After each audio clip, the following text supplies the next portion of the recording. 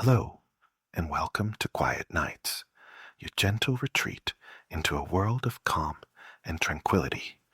Tonight, we invite you to unwind with a soothing story, crafted to ease your mind and guide you toward a restful night's sleep. But before we begin, take a deep, unhurried breath, and then another. Feel the weight of the day slowly melt away, like soft clouds drifting across the evening sky. Let go of any lingering thoughts, any tension that still clings to you. There's no rush, no expectations, only this quiet moment, just for you. As you listen, let the rhythm of the words lull you into a state of peaceful relaxation. Now close your eyes, settle in, and let the whispers of the night carry you away. Welcome to Quiet Nights.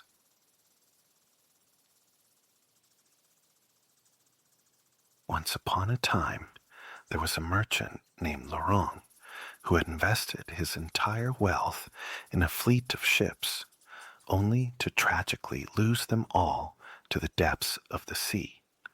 As a widower, he didn't have to share this sorrowful news with a wife, but he did have 6 children who had grown used to a life of comfort and luxury. When the creditors came calling and word spread that the family was now in dire straits, the news hit them hard. Each day passed without any sign of the ships returning, forcing Laurent to begin selling their treasured possessions. Everything from elegant furniture and their carriage to his daughter's exquisite jewelry and fine dresses. Eventually, they had no choice but to leave their opulent home behind and move into a humble cottage on the outskirts of town.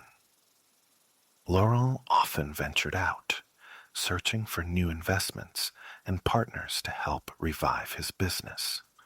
Meanwhile, his 3 sons and 3 daughters, mostly grown yet lacking practical skills, were left to manage the household, while the older siblings struggled to adapt to their new circumstances.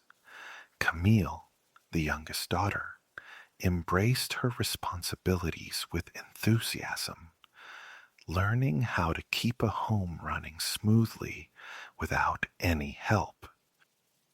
Well liked by everyone in the village, Camille sought guidance from her neighbors on baking bread, sewing clothes, tending to gardens, and raising chickens.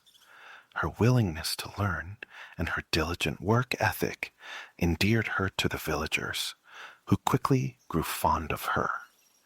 In time, she became the steadfast support that held Laurent's family together. As her older siblings wrestled with their changed lives, Camille made sure that their home was tidy and that meals were prepared each day. Almost 2 years into this new way of living, Laurent received joyful news. One of his lost ships had finally returned to port with most of its cargo still intact. The family rejoiced at this unexpected blessing, while her older siblings were eager to abandon their simple life among the villagers and return to their previous comforts. Camille felt a sense of peace in their little cottage, surrounded by its tidy garden and the warm aroma of freshly baked bread. Though she was delighted by her family's happiness, she found herself uncertain about going back to a life of luxury. She had come to cherish the fulfillment of being helpful and appreciated.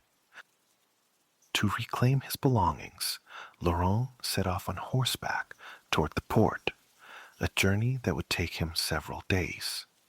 Upon reaching his destination, he planned to oversee the fair distribution of his regained fortune and hire a comfortable coach for his return home. Eagerly anticipating their brighter future, he asked each of his children what gift they would like from the city. The older siblings clamored for extravagant items: silk shoes adorned with sparkling buckles, hats embellished with intricate designs, plush velvet capes, stuffed bears, and shimmering jewels. Only Camille remained quiet, lost in thought about her own wish. When her father encouraged her to share, she paused for a moment before replying.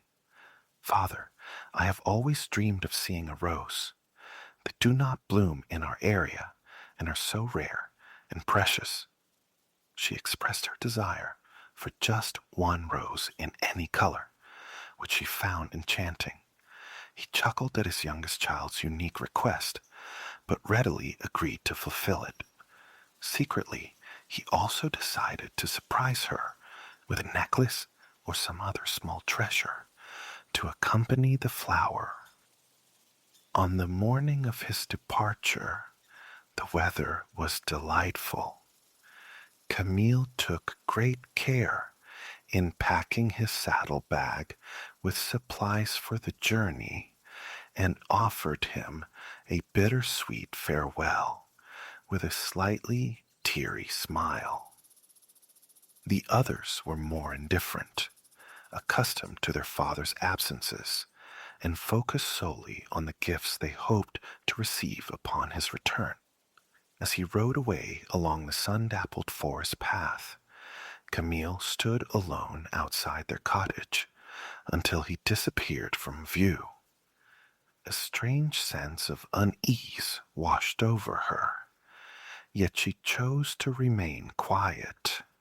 After all, their fortunes seemed to be on an upswing.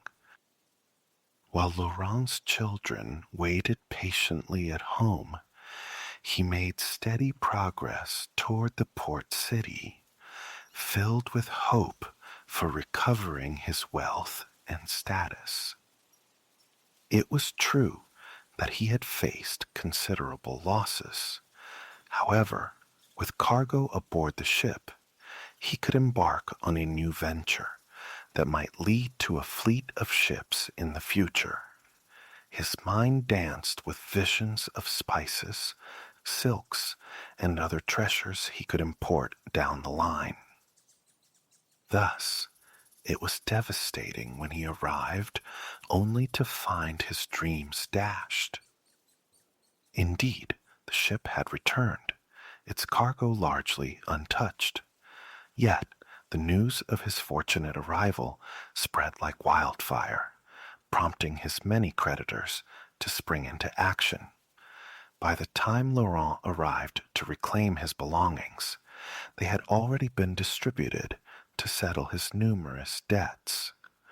Despite his attempts to negotiate extensions with various merchants regarding his substantial bills, he found no success. As the day drew to a close, he stood debt-free, but utterly empty-handed. There was no money left for him to invest, or any means to buy the gifts he had promised his family. Feeling utterly disheartened, Laurent decided against staying in the city for the night. Without taking the time to gather supplies, consider the impending weather, or send word ahead, he mounted his weary horse and rode away from the town, retracing the provincial road that had led him to the port earlier that morning. A few hours into his journey, as darkness enveloped the land, a storm swept in. Lightning flashed and thunder rumbled ominously around him, while fierce winds howled, snapping branches from trees. Startled by the tempest, Laurent's horse bolted off the main road and plunged into an unfamiliar forest. Realizing too late that embarking on this nighttime ride had been unwise, Laurent began searching through the roaring wind for any form of shelter, a cave or refuge from the storm. He lost track of time as they wandered through the wild gale, until finally a tall stone wall loomed before him. He urged his horse onward, hoping it marked a house where he could find safety. But as they approached the imposing wall of rock, it became clear that it was not a home. Rather, it enclosed an estate. Before him stood a grand iron gate slightly ajar. With little regard for etiquette in such dire circumstances, Laurent dismounted and pushed against the heavy gate to swing it wider so he could lead his horse through. Together, they made their way up a paved path that seemed to vanish into the swirling shadows ahead. With leaves swirling around him and rain drenching him from every direction, Laurent strained to see what lay ahead in the darkened gloom. And there it was, a mansion of considerable size standing before him. Though his view was somewhat obscured, he could discern the grandiosity of the place, with its numerous spacious rooms and towering windows. It felt quite daunting to arrive uninvited at such a majestic residence, yet he found himself with no alternative. The thought of spending the night exposed to the elements filled him with dread. He knew he needed a roof over his head. After securely tethering his horse in a sheltered nook, he approached the imposing front door and grasped the heavy iron knocker. He let it fall, the sound reverberating through the shadows, like an answer to the distant thunder. When no one responded, he inhaled deeply and pushed against the door with all his strength. To his surprise, it creaked open, nearly sending him tumbling into the grand entryway. Laurent paused on the chilly flagstones for a moment, catching his breath amidst the eerie silence. The relentless rain still pounded against the front steps, and he felt a wave of relief wash over him for having secured shelter for his horse. As he rose in the dim light, he took in his surroundings.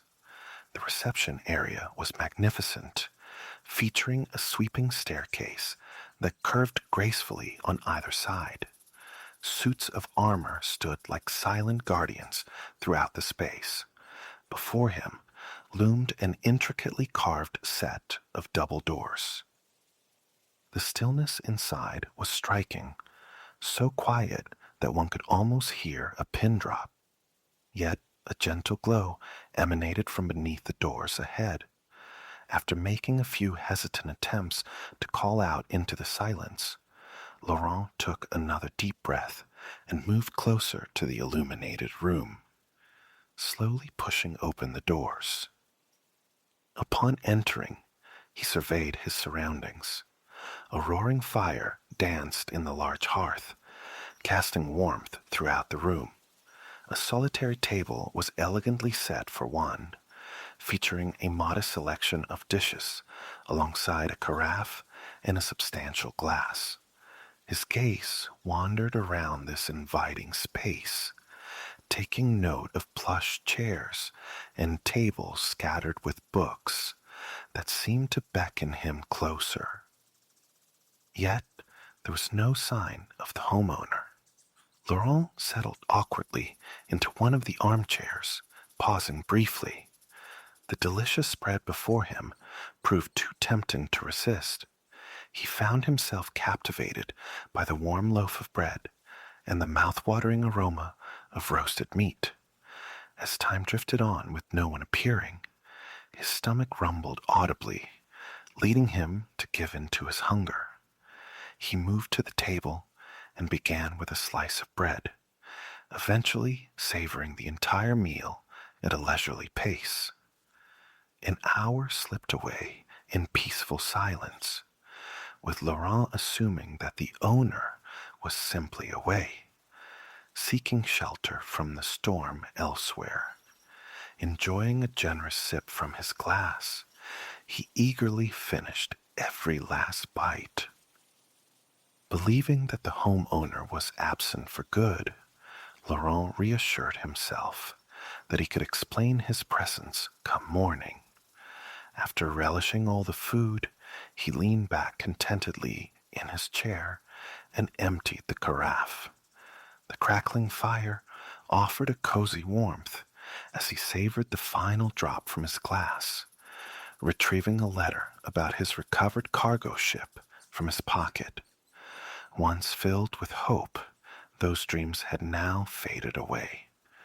Without thinking, he pushed the letter aside on the table and surrendered to a deep slumber.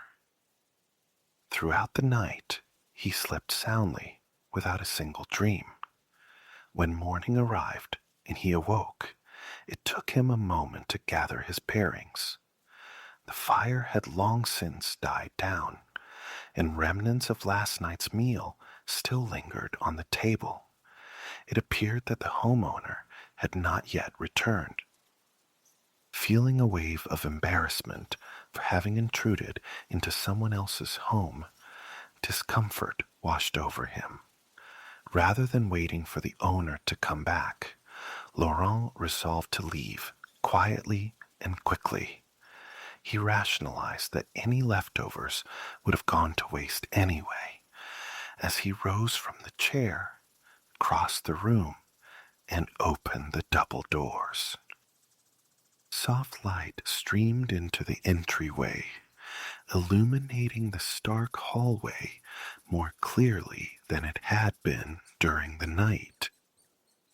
Stepping cautiously into the foyer, he felt as if he were tiptoeing through a delicate dance among the vigilant suits of armor lining the walls, half expecting them to spring to life and block his path. As he surveyed the grand twin staircases adorned with their dusty, ornate carpets, an unsettling feeling crept over him. It seemed this place had been empty for quite some time. As he approached the grand front door, he grasped the handles firmly and summoned all his strength to pull it open, revealing a mist-laden courtyard beyond. Slipping through the entrance and shutting the door behind him, he adjusted his waistcoat in an attempt to regain his composure. Though he felt a twinge of unease about leaving the imposing mansion like a thief in the night, he resolved to put this embarrassing episode behind him.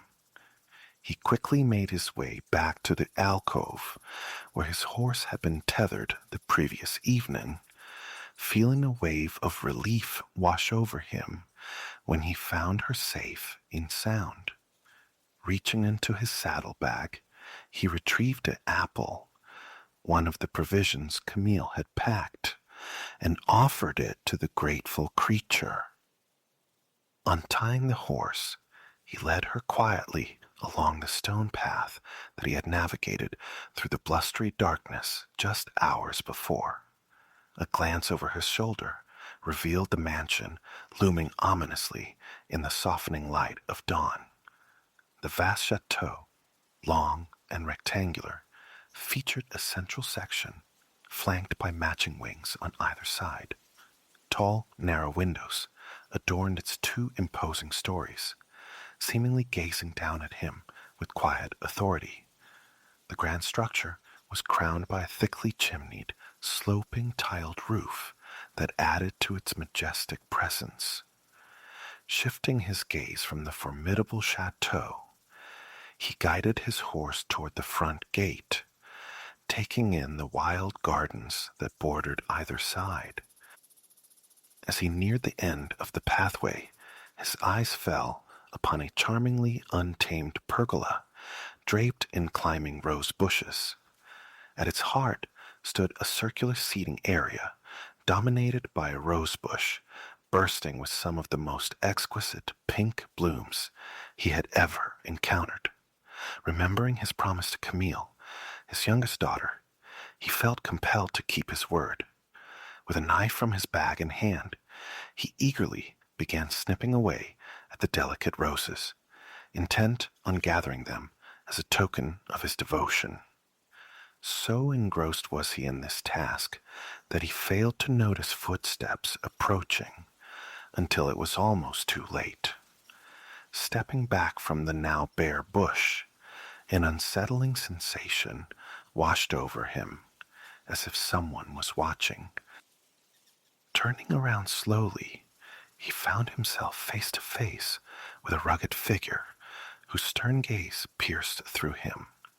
Although resembling a man, this being was distinguished by an unruly mane of facial hair and an unusually tall, muscular build. Clearly caught off guard and appearing disheveled and hastily thrown on linen shirt and breeches, this figure radiated an air of anger that filled the air around them. "What do you think you're doing?" he growled, his voice echoing like a wolf's howl. Laurent stood there, frozen in place, acutely aware of the bouquet cradled in his left hand. He stumbled over his words, trying to explain that he thought the house was empty and that the roses would go unnoticed. Noticing the man's unwaveringly fierce expression, he weakly added that he had promised the flowers to his daughter. The man, dressed in a linen shirt and exuding an intimidating presence, remained silent for a moment, as if weighing his next words carefully. Standing tall, he proclaimed, "You have taken advantage of my hospitality without my consent. You feasted and rested here, which I was willing to overlook. However, by plundering all the blooms from my beloved rose bush, you have crossed a line. Each of those flowers is precious to me and irreplaceable. You must find a way to make amends for this loss." As these words sank in, Laurent felt his heart plummet. He shook his head in defeat, confessing that he had nothing to offer in return. The stern host regarded him with icy eyes. "Then you will need to work to repay your debt," he declared firmly. "I require laborers at my estate." Laurent stared at him, desperately seeking an alternative solution. "But, sir," he protested gently, "I have 6 children waiting for me at home. I cannot stay here. What will happen to them?" The man's expression remained unyielding. "You either work off your debt, or someone from your family must take your place," he insisted. "Take your roses. They hold no value for me now," he continued coldly. "Return to your family and make arrangements. I expect either you or a substitute within a week's time. Failure to comply will bring consequences." With that final statement, the stern man turned away without glancing back. Laurent watched as he disappeared into the chateau, realizing he had no choice but to return home and prepare his children for his absence. Perhaps once the man had calmed down, he might be freed from this obligation. As he rode slowly but steadily back home, thoughts swirled in his mind about how to share this troubling news with his family. Despite the beautiful day, the mist lifting and sunlight streaming down, his heart felt heavy with apprehension about what lay ahead. He arrived home late that night to find his children eagerly awaiting him. Their excitement bubbled over as they anticipated gifts from their father's journey, as they opened and closed his saddlebags playfully in search of treasures. Regret washed over him as he instead handed each one a rose from the bouquet he had managed to gather. Camille took her flower and inhaled its sweet fragrance with delight, marveling at its beauty. But soon enough, Laurent's other 5 children clamored for their real presents, their disappointment palpable in the air around them. That evening, around the bustling kitchen table, Laurent shared the tale of his unfortunate expedition to the port city with his children. He recounted the loss of his last remaining wealth and the events that had led him to owe a debt to the enigmatic owner of a distant chateau. As he revealed that he must return to work off this obligation, discontent spread among his 5 eldest children. They frowned and questioned how they would manage without him by their side. Among them, Camille sat quietly, her face a mask of contemplation. Finally, she called for silence, surprising her siblings, for she was not one to readily voice her thoughts. With a calm determination, Camille declared that she would go to the chateau in her father's stead. Tears welled in Laurent's eyes as he protested vehemently against such an idea. Yet Camille presented her reasoning with clarity that was hard to dismiss. Their father needed to remain at home to support the family. She could be spared from their daily life. Moreover, she possessed some skills in household tasks and could handle whatever chores awaited her. In her mind, there was no other feasible solution. She would be the one to work off their family's debt. It took Camille a day or two to gather her few belongings for the journey ahead.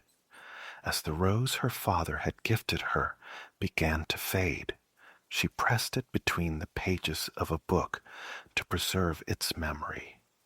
This rose would serve as a reminder of why she was leaving behind all that she knew to work for a stranger in a far-off estate. Though anxiety fluttered within her about departing from everything familiar, Camille was resolute in her desire to make her father proud. The morning of Camille's departure arrived bright and clear. Together with Laurent, they loaded her belongings into a small cart hitched to their loyal mare. The journey to the chateau would take 2 days on foot, with the horse pulling their cart. Laurent knew of an inn where they could rest for the night along their route. As they prepared to leave, Camille's 4 remaining siblings gathered outside their cottage to bid them farewell. There was an unspoken mix of relief and admiration among them. They were grateful that they wouldn't have to fend for themselves for too long. The journey was filled with solemnity for both Laurent and Camille. The first day brought beautiful weather, and their night at the inn passed without incident.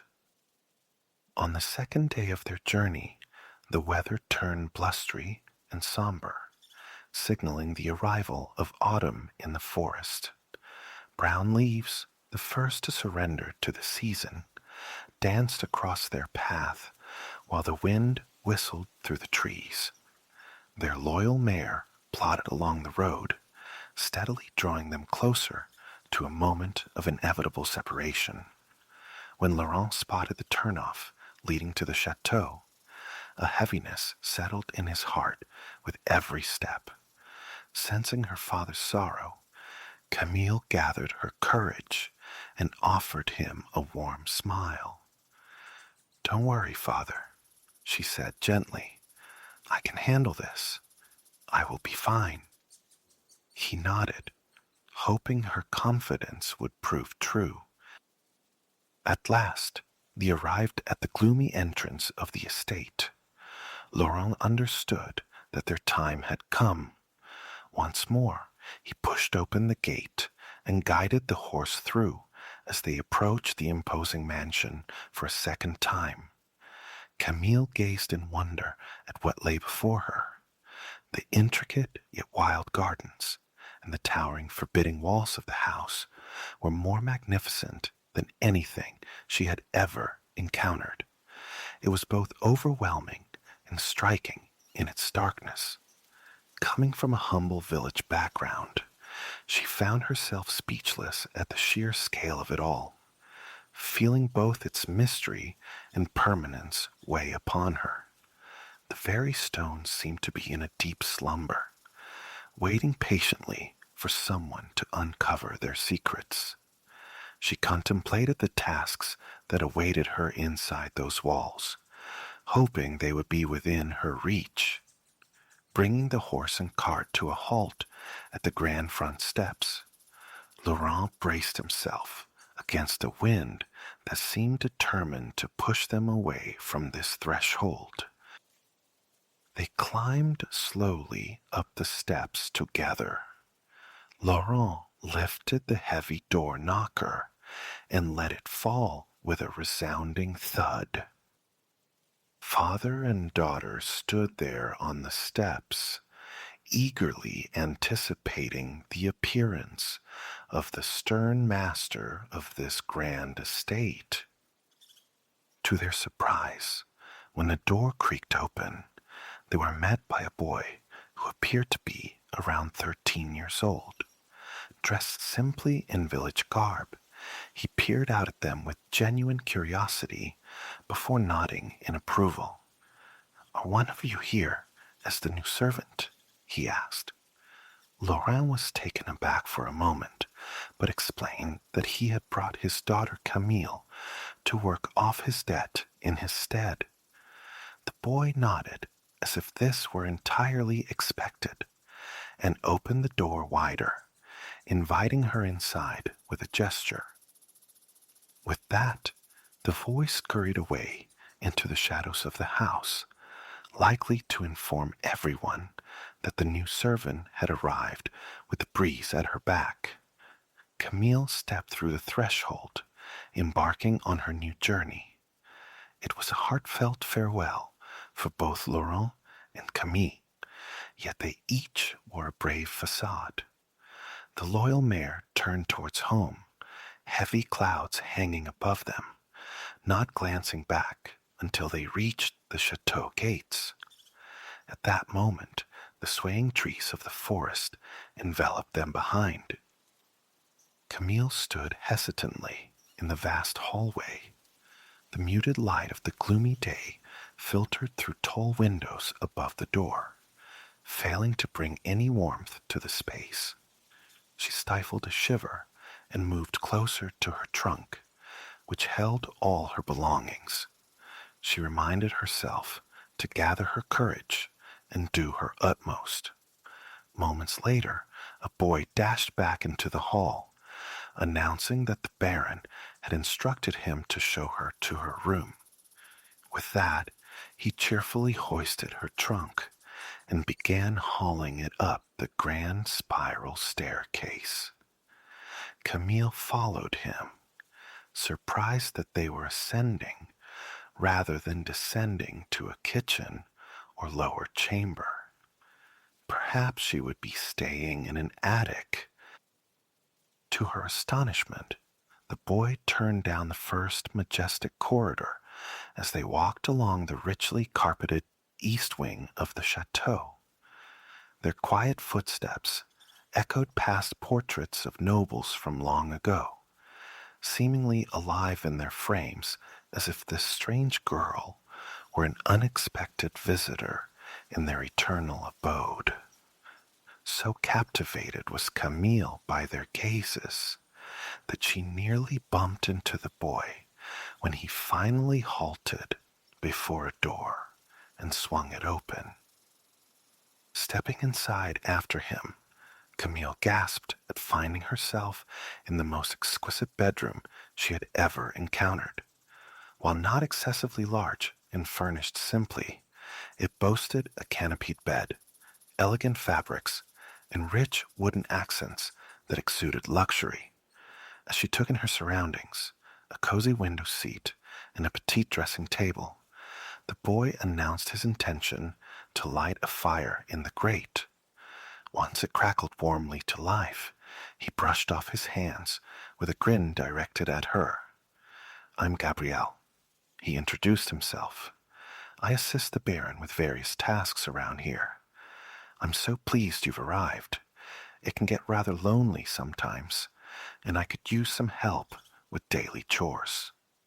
Camille felt uncertain about how to reply. Although she was curious about what those daily tasks entailed, she opted instead to thank him for starting the fire and asked when she might meet her new employer.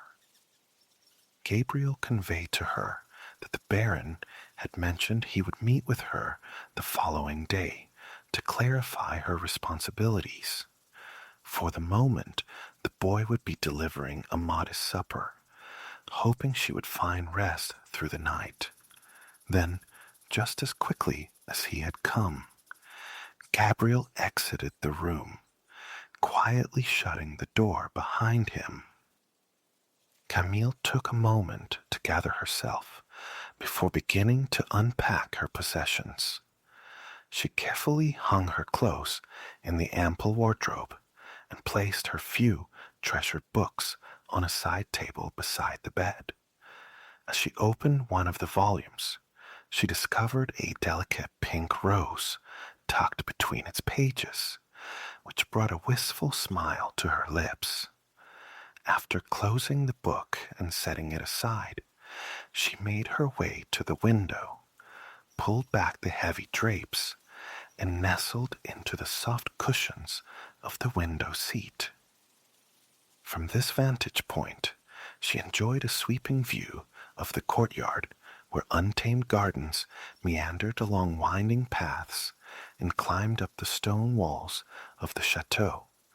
As dusk settled in, a gentle breeze stirred up bits of debris across the cobbled yard, creating little whirlwinds that danced about.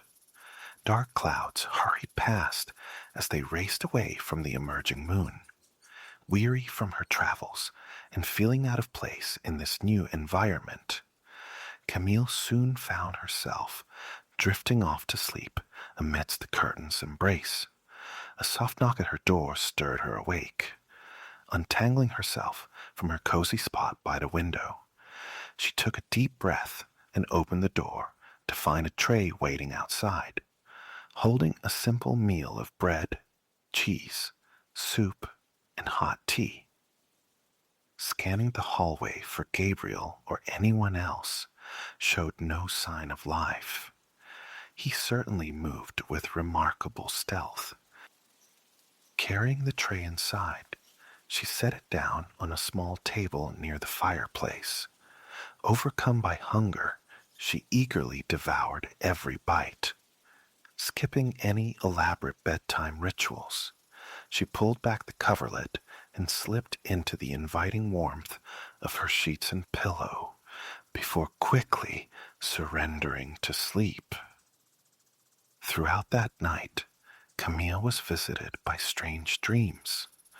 She found herself wandering through dimly lit corridors of the chateau while following a large dog that would disappear into various rooms, only to reappear in hallways moments later. Determined to catch up with it, she arrived at a doorway where it had just vanished. Peeking inside, instead of finding a dog, she saw only a man's back as he sat at a desk. Just as he began to turn his chair toward her, She jolted awake. Sitting upright in bed, Camille noticed how faintly flickering embers glowed in the fireplace while sunlight streamed through her window. As her initial bewilderment faded, a gentle knock echoed at her door. Standing there was Gabriel, balancing a tray in his hands. "Good morning, Miss Mill," he said with a polite smile. "I've brought you some breakfast." He gestured vaguely toward the entrance and continued, "The Baron would like to see you in his study after you've eaten." Camille nodded at the young boy, accepted the tray with gratitude, and watched as he quietly slipped away. An hour later, Camille found herself standing anxiously before the very door where her father had once enjoyed his secret fireside meal. She could hear the faint rustling of papers from within. Clearing her throat softly, she knocked gently. The sounds inside ceased abruptly, followed by the unmistakable scrape of a chair across the floor. Moments later, a man with an abundance of facial hair appeared. His features were strikingly pronounced, and his expression seemed to naturally convey displeasure. Though he was quite an intimidating figure, Camille composed herself and masked her apprehension. She offered a polite nod in greeting. The large man scrutinized her for a moment before returning a reluctant nod of his own. With a wave of his hand, he invited her to take a seat in a chair near the warm glow of the fire. He settled himself into the armchair opposite her. "Understand that you will be the one to settle your father's debt," he stated. "Are you acquainted with basic household chores, like cleaning and cooking?" Camille nodded, confirming her familiarity. The man's expression brightened at this. He lifted a hefty ring of keys from a nearby table. "As you can see, I am quite short on assistance here," he explained. "Gabriel tends to my essential needs. His mother supplies me with bread, milk, and eggs daily, and he runs errands in town. However, I'm the only one managing the estate apart from them. You can surely see that by glancing around. It's still an overwhelming task for just you and Gabriel, but we will manage." He paused, seemingly waiting for her response. Camille felt a wave of disbelief wash over her at the thought of being the sole housekeeper in such a vast mansion. Yet she felt it unnecessary to voice her concerns. The man continued, "These keys will unlock most rooms in the house, although many of them may not be needed. If there's anything that Gabriel cannot retrieve for you, please let me know. Otherwise, I trust you to make as many decisions about the household as possible on your own. I spend most of my time in my study or the library." Overwhelmed by the magnitude of the responsibility he was assigning her, Camille could only nod, signaling that their conversation had concluded. He stood up abruptly, and she rose from her seat to take the ancient-looking keys from him with a nod of acknowledgement. As she turned to leave the room, he called after her, "Dinner is served at 7 p.m. It would be wise for you to join me in the dining room." Camille bobbed her head in agreement, thanked him softly, and exited the study. She lingered for a moment in the expansive front hall, feeling both lost within its vastness and as if it were closing in around her. Spreading the heavy keys across her open palm, she gazed at them thoughtfully, uncertain about what doors they might unlock. She sensed an air of quiet authority emanating from them. Her contemplation was interrupted by Gabriel stepping out from the shadows. With a bright grin directed at her, he asked if she would like a tour. Gratefully accepting his offer, Camille's adventure as the housekeeper at the chateau began anew. What Camille discovered was that the employer lived in solitude, a situation he had maintained for many years, largely due to his intimidating demeanor, which instilled fear in those around him. Whispers of unkind tales circulated, and when he ventured into public, he was often met with rudeness. The only person who bridged the gap between him and the outside world was Gabriel. He had begun by running errands for the Baron years ago, but soon came to admire the man, hidden behind the stern exterior. He reassured Camille that the Baron's bark was far worse than his bite. Now, Gabriel spent each day at the grand house, tending to whatever needs arose, and at night he returned to his modest home on the outskirts of town. "Indeed, miss," he insisted earnestly, "the Baron is a just and kind soul." Gabriel guided Camille through the many rooms and winding corridors of the chateau, which showed signs of neglect in many areas. Along the shadowy hallways were unused bedrooms, cloaked in dust sheets. The fireplaces lay cold, with some spaces having remained untouched for decades or even centuries. Furniture and belongings were piled high in these forgotten corners, draped in cobwebs. The windows struggled to let in light from outside, obscured by layers of grime that had accumulated over time. As Camille began her exploration, she quickly realized that only a handful of rooms were utilized on a daily basis, and it was her task to clean and organize these spaces. The kitchen, the Baron's study, and the front entryway were among them. Yet the most breathtaking room of all was the library. Gabriel graciously permitted Camille to sneak a glance inside, while the Baron was preoccupied elsewhere, and she was utterly captivated by what lay before her. The library was an expansive chamber with soaring ceilings adorned with golden accents. Towering bookcases reached all the way to the ceiling, lining every wall except where windows invited in soft light. At either end of the room stood rolling ladders, ready to glide along the shelves and grant access to any book one desired.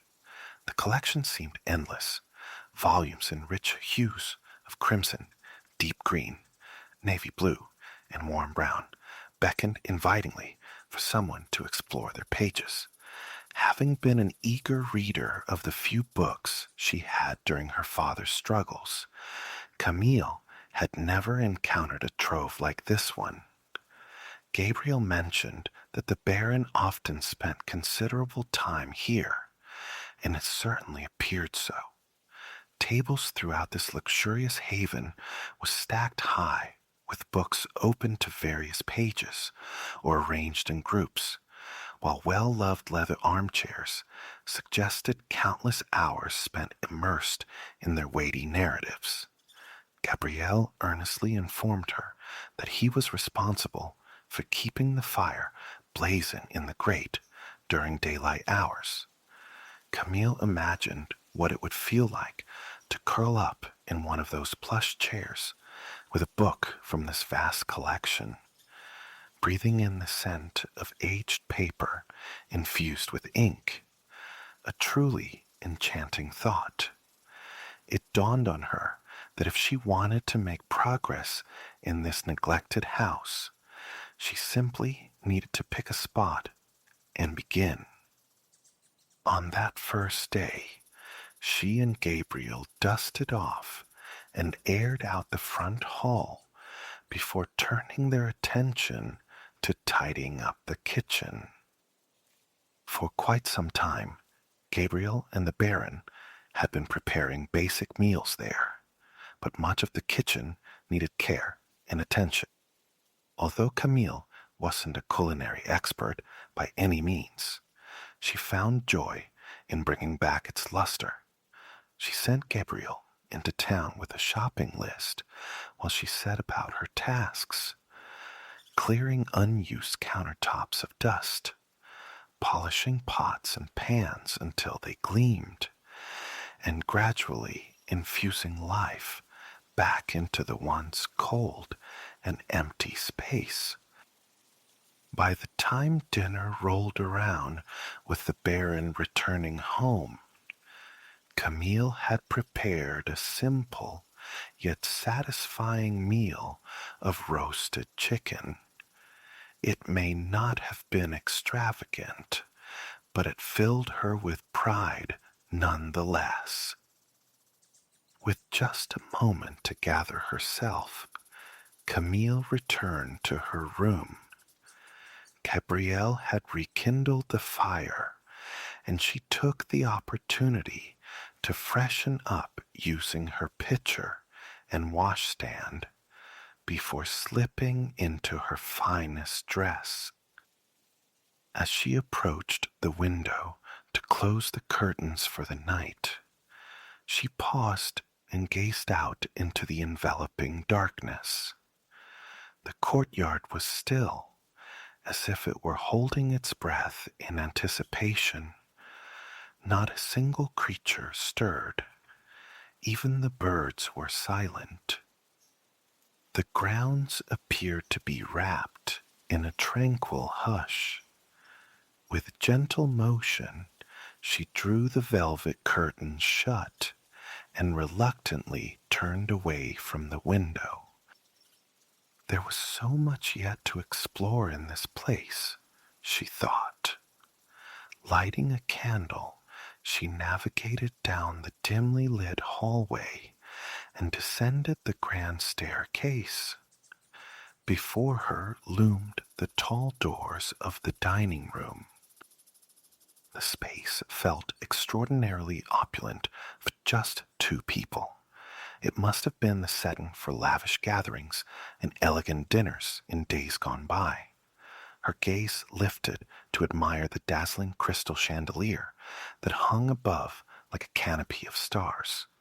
At one end of the long table, Gabriel had set two places, and dinner awaited them. She was the first to arrive, but not for long. The Baron's imposing figure soon appeared awkwardly in the doorway, where he paused and offered a brief nod of acknowledgement. He then gestured toward the two place settings, inviting her to take a seat. Camille happily settled into one of the plush chairs. "It seems you and Gabriel have been quite busy today," remarked the Baron, his eyebrows lifting at the hearty meal laid out before them. "He has carried quite a burden as my only assistant these past years. I'm glad you're here to help share some of that load." Camille nodded, uncertain how best to reply. "You're my lord," she began hesitantly, but he shook his head gently. "Please, just call me Antoine," he said with a wry smile. "I am lord of nothing now, merely lord of this chateau and its collection of dusty relics," he added with a hint of dark humor. Locking eyes with her, he gently said, "I regret the circumstances that have brought you here, but I sincerely hope you find solace in your new surroundings. I strive for fairness, and it brings me joy to have your company." Camille nodded in response, a brief smile gracing her lips. "Would you like me to arrange the library tomorrow?" she asked. "I wasn't certain if you would prefer I stay out." After a moment's contemplation, the Baron agreed with a nod. indicating it would be fine. He added, "Please feel free to borrow any book that catches your interest from the library. As Descartes once remarked, reading good books is like having conversations with the greatest minds of history. You'll find my collection quite remarkable. It encompasses every title you could imagine. There's something magical about it." Surprised by his generous offer and cultured demeanor, Camille observed her somewhat melancholic employer as he enjoyed his meal. Having only been at the chateau for a single day, her perception of her situation had begun to transform. She realized she was now the mistress of an impressive estate, with the liberty to work at her own pace, and had just been granted access to an extensive library. Perhaps this unexpected turn of events wouldn't be as dreary as she had initially feared. Lost in thought while gazing at her plate beneath the flickering light of the fire, all she could hear was the gentle clinking of silverware against china. During dinner, Camille and the Baron exchanged few words, completing their meal in respectful silence. Later, as she nestled into the crisp white sheets of her opulent canopy bed, a sense of optimism washed over her. This secluded estate held countless intriguing secrets, and she looked forward to discovering them in time. Rolling onto her side, she sleepily admired the tightly drawn drapes that shielded her from the darkness outside.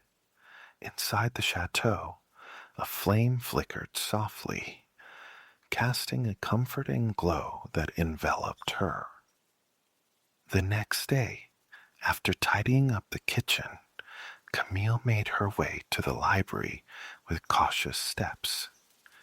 Knowing that the Baron was occupied in his study provided her with a perfect opportunity to explore the magnificent array of books under the pretense of cleaning. With a duster in hand, she meticulously navigated around shelves and tables, tending to surfaces that had long been neglected by dust. Just as she prepared to shift a stack of books, Antoine appeared in the doorway. "Kindly avoid disturbing any of the stacks or opening the books," he gently asked. Camille, realizing her mistake, took a step back from the pile she had inadvertently touched. "I'm sorry," she said softly. "There's no need for apologies," he replied with a warm smile. "I know it may seem a bit messy. I'm in the midst of some research and would hate to lose my spot." He then asked her if she had chosen a book for herself.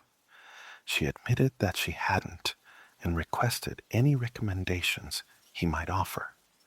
Camille shared her feelings of inadequacy, expressing that she found it difficult to comprehend the significance of such profound literature, given her less formal education compared to his. Antoine smiled warmly, gesturing expansively as he said, "Acknowledging one's ignorance is the first step towards wisdom." Sensing her confusion, he playfully winked and added that this piece of wisdom was attributed to Socrates. He crossed the room and carefully retrieved a small volume from a lower shelf, presenting it to her. "Perhaps you would enjoy some of his other thoughts. He strongly believed in the importance of asking questions." Camille accepted the book with a grateful nod. As she was about to leave the room, she paused, revealing that she did indeed have a question after all. "Is it possible for me to hire some villagers to tidy up the gardens before winter?" she asked. Antoine looked at her with a hint of sadness and shrugged his shoulders. If Gabrielle can find anyone willing to work on the estate, you may certainly do so. Regrettably, most are reluctant to step onto the chateau grounds due to the wild stories that have circulated about me over the years, which has left me rather isolated. Camille frowned at this revelation. How do you cope with it? Doesn't it anger you to be treated so unfairly? Le Baron lowered his gaze thoughtfully and replied, I was once a more handsome, but vain and foolish man. It took a significant misfortune for me to recognize my errors and the disdain people held for me. Perhaps this is simply retribution for my past follies. Camille fell silent, choosing not to ask any further questions that day. Yet she felt determined to learn more about how her employer had found himself in such unfortunate circumstances. For now, she looked forward to exploring Socrates' writings in her room after dinner. As time passed, Camille adapted swiftly to her new role as the chateau's housekeeper and even began to cherish it. With some persuasion, she managed to convince Gabrielle to hire a few local men who arrived one day and cleared away years of neglect from the gardens. This was accomplished only after Camille gave them strict instructions not to disturb the rose bush near the pergola, as it had been planted by Antoine's mother and held deep sentimental value for him. She felt a twinge of regret for inviting the village men into their home when she overheard their unkind words about Antoine. He's nothing but a monster, one of them declared loudly to his companion. He lives like an animal in there, another chimed in, with no manners and unfit for human company. But I won't turn down his money, he concluded with a sneer. Camille caught sight of Antoine standing by the window, absorbing every word of their harsh remarks. In a rush, she moved to close it, desperate to protect him from their cruelty. He dismissed her concern with a wave, appearing unfazed. I'm used to this sort of talk, he said calmly. It has been many years since I could mingle in society. Camille felt a surge of frustration and asked, How can you endure such injustice? They don't even know you. How do you not despise them? Antoine shrugged, his gaze drifting to a stack of books on a nearby table. A wise English playwright named William Shakespeare once wrote, There's no furnace so hot for your foe that it does not burn you too, if you carry goodwill toward those who know you not. By showing kindness to these ignorant souls, I lighten my own burdens. With a gentle smile and a nod towards Camille, he encouraged her. You might enjoy reading Shakespeare yourself. His plays are truly wonderful. Then he returned his focus to the books, leaving Camille to reflect on his words in the dreary weather outside. Even with the weight of daily chores pressing upon her, Camille carved out moments to explore the house. As autumn descended with its crisp air, early dusks, and chilly nights, she would roam the corridors, carrying a candle, using her hefty ring of keys to unlock the numerous closed doors lining the halls. Most rooms reveal themselves as bedrooms, hinting that this chateau had once welcomed many distinguished guests from nobility. Draped in dust sheets, each shadowy room unveiled elegant four-poster beds, fine furnishings, and chairs shrouded in fabric. One day, she discovered what appeared to be an especially enchanting room. Unlike the others, it was clearly a lady's chamber, still brimming with her possessions. A delicate dressing table caught the afternoon light with jars of powder and sparkling perfume bottles adorning its surface. Nearby stood elaborate wigs from days gone by on their own stands, as if patiently waiting for an extravagant ball to commence. As Camille opened the wardrobe, she was taken aback by a stunning array of silk dresses from the pre-revolution era. She delicately brushed her fingers over their fragile skirts, almost afraid that her touch might cause them to crumble. Imagining the graceful woman who once wore these exquisite garments, the room seemed to pulse with echoes of history. When she opened the chest of drawers, her eyes widened at the sight of shimmering necklaces nestled inside. Among them, in a small velvet box, lay a ring set with a sparkling sapphire. Camille closed the box softly, careful not to give the impression of taking anything for herself. With a twinge of regret, she left the room and locked it again. It felt like a portal to happier days, and was undoubtedly the most enchanting sight she had encountered in this house. Camille diligently penned letters to her father, which Gabriel would carry into town during his errands. In these letters, she reassured him that she was being treated kindly and found joy in her work. Over time, she even began sending him some money.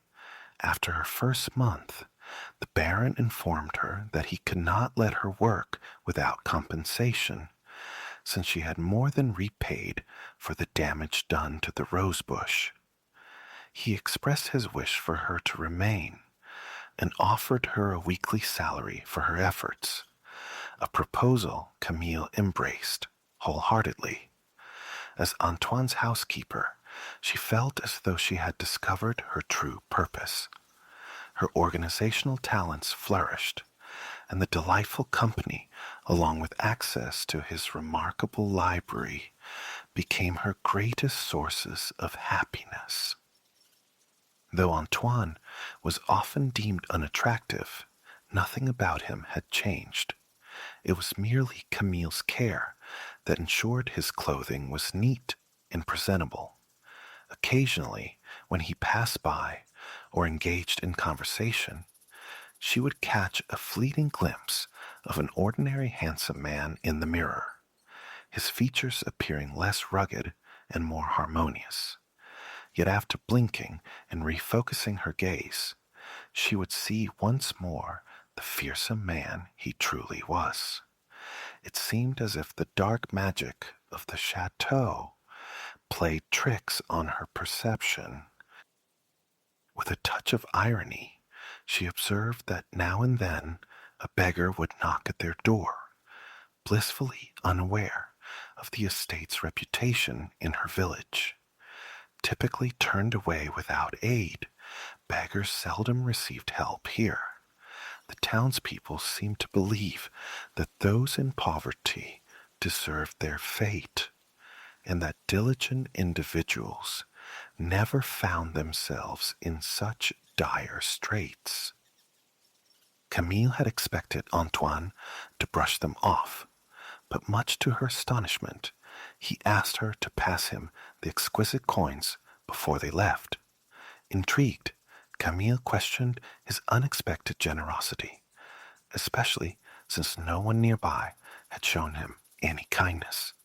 Once more, he referenced a philosopher he admired, Aristotle, saying, A truly noble person asks for no favors, but is always ready to extend kindness to others.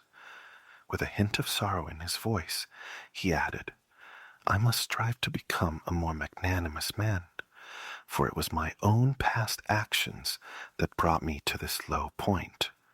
Although Camille was eager to learn more about his story, she couldn't pry any further details from him at that moment. Her desire to understand Antoine's journey only deepened. Later that evening, as they shared a warm winter stew in the softly lit dining room, Camille found the courage to ask about Antoine's isolation in the chateau. After a brief pause filled with contemplation, Antoine let out a heavy sigh. He leaned back in his chair, took a sip of his drink, and began to share his tale. Years ago, he said slowly, I lived here with my mother. When my father passed away, when I was just a child, I inherited the lordship of this estate. My mother was a radiant soul who spread joy and kindness wherever she went. It was she who cared for the rose bush that your father so thoughtlessly stripped of its blooms. Antoine hesitated for a moment, clearly uneasy, before continuing. When my mother fell ill and eventually passed away, I found myself alone and unprepared for what lay ahead. Regrettably, I did not rise to the occasion. Young and reckless, I squandered our family's fortune on extravagant luxuries and lavish parties. I neglected the estate and left debts unpaid while treating my staff poorly. Without my mother's guiding hand, I descended into a life of excess that held no meaning for anyone, myself included. He paused again as memories washed over him before continuing. One evening, during one of my extravagant gatherings, my servant informed me of a woman standing at our door seeking food and assistance. Caught up in the revelry, I heartlessly dismissed her request and told my servant to send her away. But before he could act on my command, she pushed her way inside and foretold that my vanity would lead to my undoing, cursing me to live in solitude without love until I learned to embrace humanity and seek redemption. With a furrowed brow, Camille pondered Antoine's words. Humanity? What could she possibly mean by that? Antoine shrugged, a hint of frustration in his eyes. It's a mystery that has haunted me for years. Even with a vast library brimming with the insights of philosophers, mathematicians, and poets, I find myself ensnared by my own curse. My knowledge expands, yet the collective genius of humanity has not revealed a way to my liberation. Camille studied him from across the table, the gentle crackle of the fire breaking the stillness between them. She envisioned him sitting alone before many fires over countless nights, without anyone to converse with. How long had he been confined in this solitary haven, leafing through endless volumes in search of salvation? Antoine attempted to lighten the mood with a bright smile. Well, he said cheerfully, the brilliant Isaac Newton once remarked, to arrive at the simplest truth requires years of contemplation. Perhaps one day I will discover the answer nestled within my thoughts. In that moment, Camille felt clarity wash over her. All these years, Antoine had dedicated himself to study and reflection, seeking atonement for his past. He had transformed into someone who would offer kindness even to those deemed undeserving. Yet she couldn't help but wonder what else lay within him. Would he be eternally bound to this sanctuary of books and dusty reminders of who he once was? She hoped not. She had come to admire him deeply. As she tucked the covers snugly under her chin and gazed sleepily at the fading embers in the hearth, Camille surrendered to slumber once more. Throughout the biting chill of winter, Camille and Antoine found solace in each other's company at the chateau, with Gabriel as their loyal link to the outside world. Many rooms in the grand mansion remained locked and untouched. The spaces they inhabited were cozy and well kept, thanks to Camille's diligent care.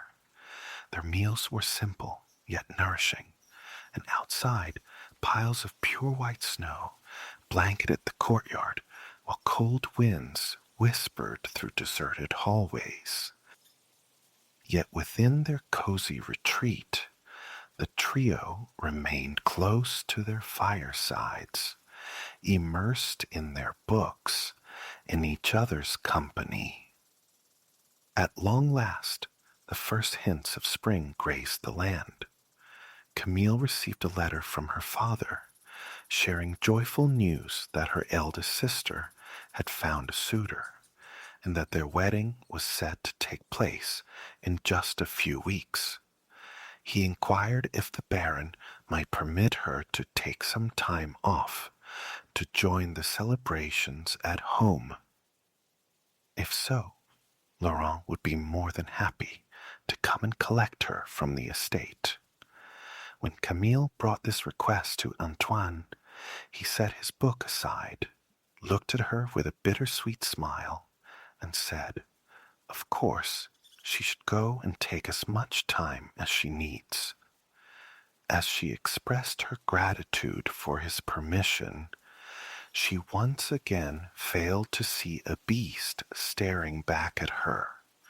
All she saw was a man. She blinked several times to shake off the fleeting illusion.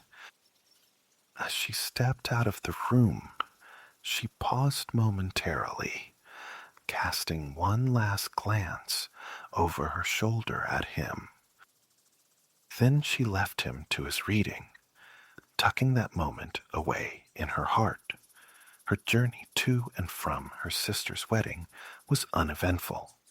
Upon her return, family members greeted her with curiosity and perhaps a hint of newfound admiration.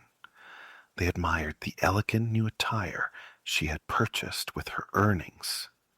It was clear that the money she had been sending home had played a role in securing her sister's marriage.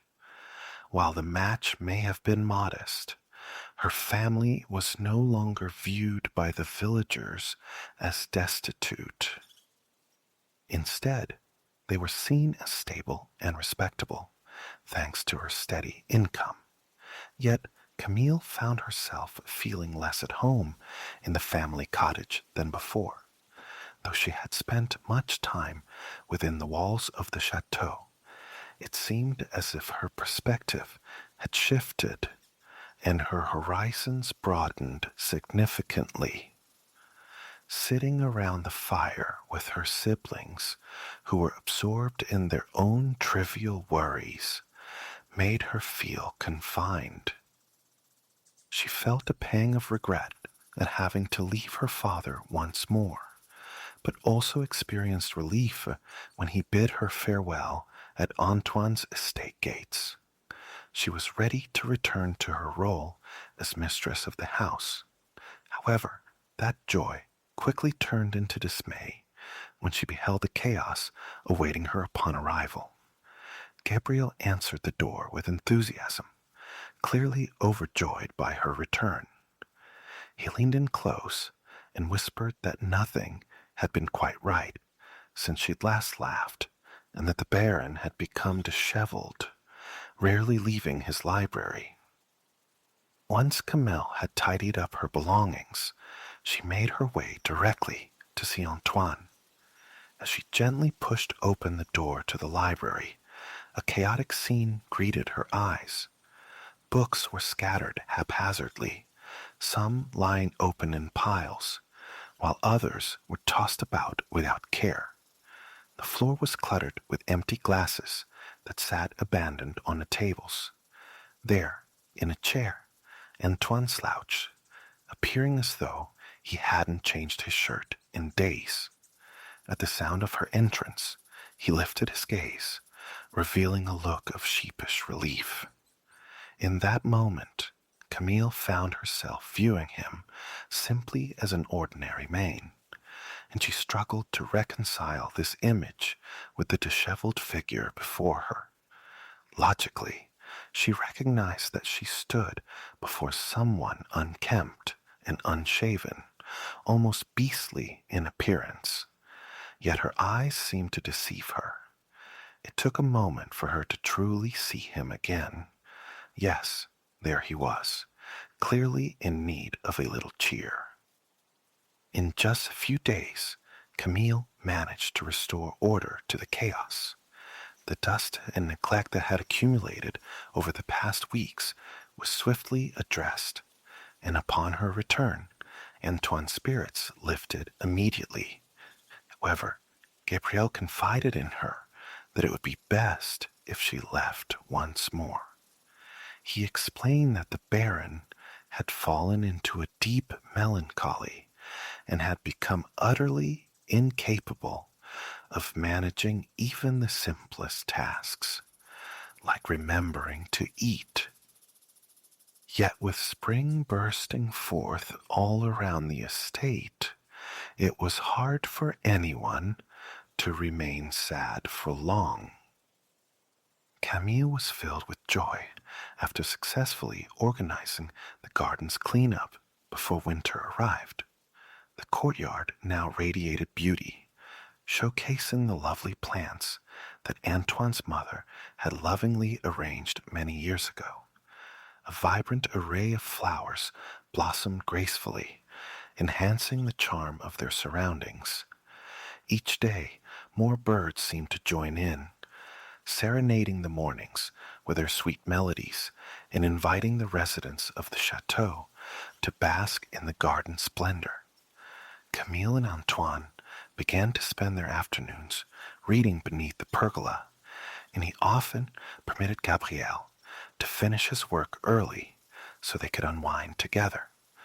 Camille also delighted in throwing open the windows of the once stuffy mansion, allowing fresh air to flood in. Life across the estate felt revitalized, as if a new chapter was unfolding. As summer drew near, Camille received a message from her father announcing her sister's upcoming wedding. She found herself torn between feeling obligated to attend this family celebration and her reluctance to leave Antoine once again. To find a solution, she proposed an unconventional idea. Antoine would accompany her to the wedding and stay at a nearby inn. At first, Antoine was taken aback by the suggestion, voicing concerns about how others might view him. Camille reassured him that her village was far away and that the locals would not harbor any preconceived notions about him. She no longer perceived him as a monster, but rather as the wise and kind man she had come to love deeply. She firmly believed that her community would give him a fair chance. The thought of a nobleman attending a village wedding did not unsettle Camille. She had long since stopped seeing Antoine as a beast or merely a baron. Despite his initial hesitation, Antoine eventually agreed to accompany Camille to ensure she wouldn't miss her sister's special day. He remained apprehensive during the preparations and wore a somber expression. Undeterred by his mood, Camille arranged for Gabrielle to visit the tailor in town to have a new suit made for Antoine. one that fit well and reflected contemporary style. She had noticed he was still wearing clothes that belonged to another era.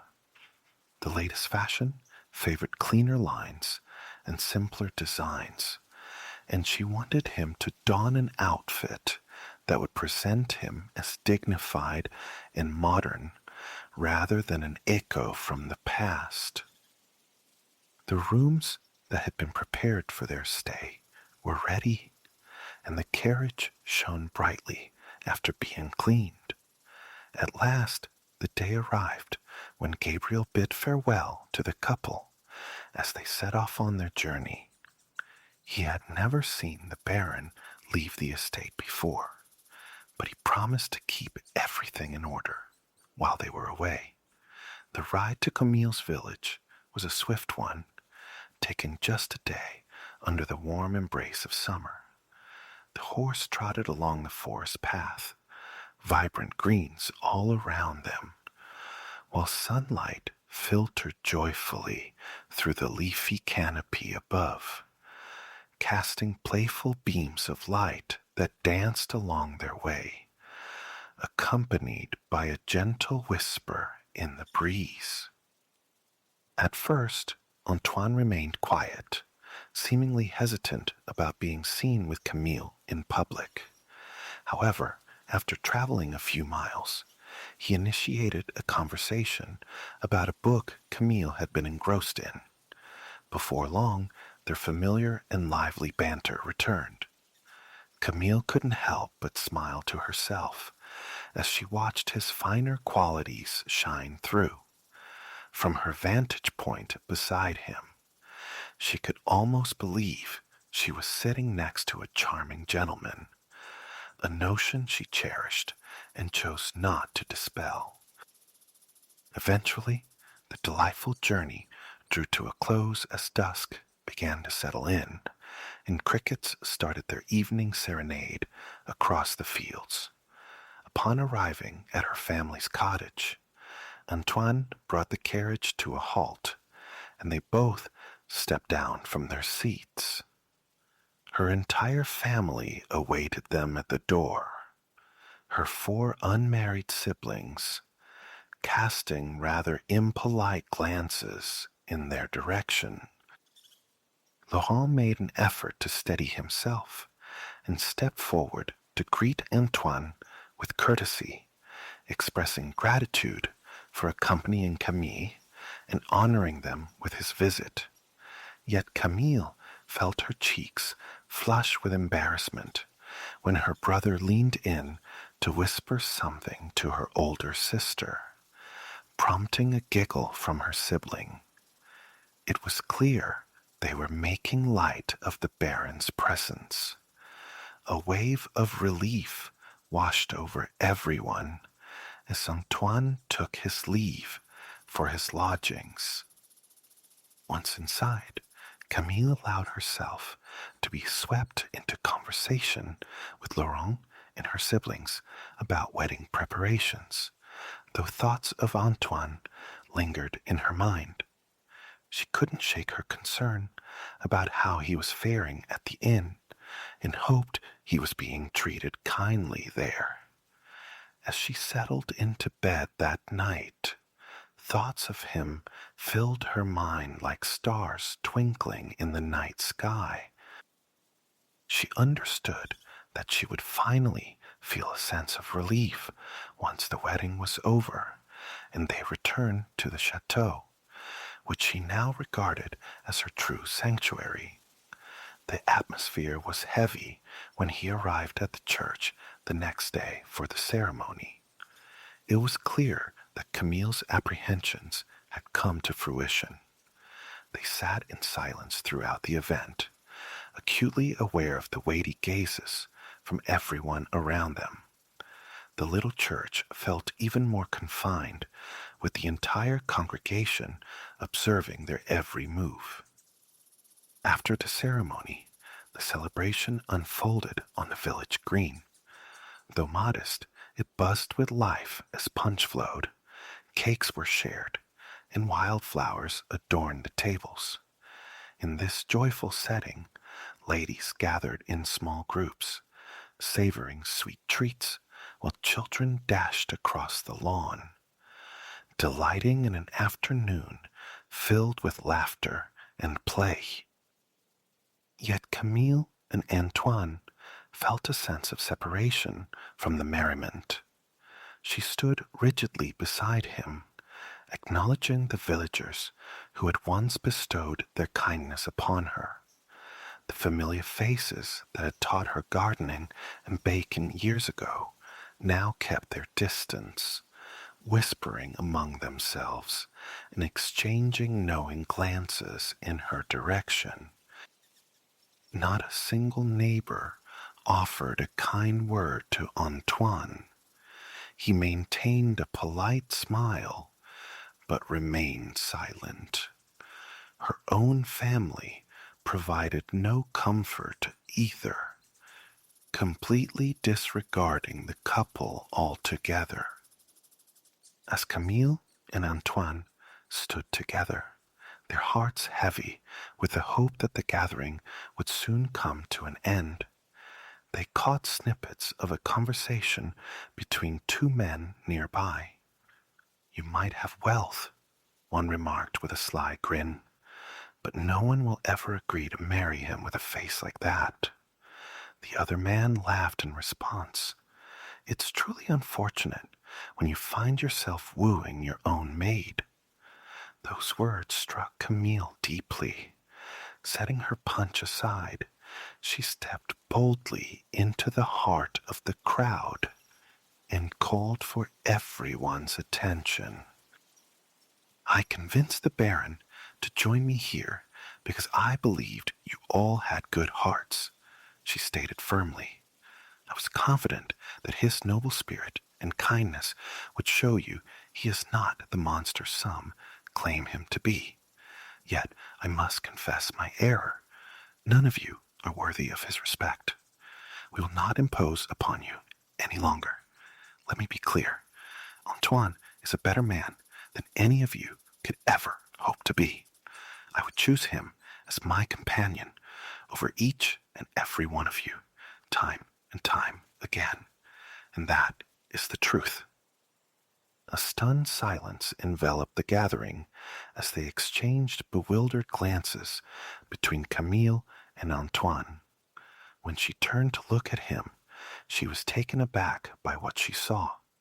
In place of the figure who had stood beside her, there now stood a strikingly handsome man, exuding dignity and smiling gratefully at her. No matter how hard she tried to refocus her thoughts or clear her vision, his appearance remained unchanged. The unruly beard, the strong features, and his commanding presence had vanished. He was as attractive as any man she had ever encountered, and that fact still held true. Whether it was a shift in her perception or perhaps some kind of enchantment at play, the other guests continued their revelry as if nothing had happened. They greeted Antoine warmly and smiled at Camille as if everything were perfectly ordinary. It was as if the embarrassing incident had faded from memory entirely. The villagers behaved as though they had never before laid eyes on a beast among them. It was a moment both perplexing and wondrous. A veil had been lifted for good, marking Antoine's long-awaited liberation from the spell that had bound him. For countless years, he had searched for answers within the pages of his library, immersing himself in the depths of human knowledge. Yet he had misjudged the woman who had cast the curse upon him. The lonely years spent growing kinder, more generous, and forgiving had nurtured in him the humanity that ultimately won Camille's heart. This newfound compassion was the key that shattered his enchantment. Not long after this revelation, Camille and Antoine found themselves together beneath the pergola in his garden. admiring the vibrant rose bush that belonged to his mother, now flourishing once more. As twilight enveloped the chateau, crickets began their evening symphony. The joyful couple reveled in the warm summer night, while Camille took in the transformed Antoine, appreciating the handsome visage that had long been hidden behind a beastly exterior. As she watched him, he straightened up and pulled from his pocket a ring she had once admired, resting in his mother's dresser. "You were the only one who truly made an effort to understand me," he said earnestly. Then, with a familiar charm, he quoted from one of his many beloved books.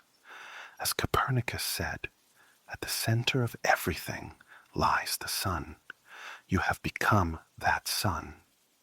With a playful wink, he added, "In truth, I believe you have shown yourself quite capable of managing this chateau."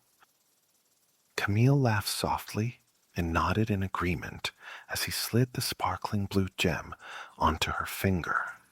She gazed at it in wonder, recalling when she first spotted it among elegant dresses and other treasures in that mysterious room. It shimmered under the sunlight as if sharing a precious secret with her.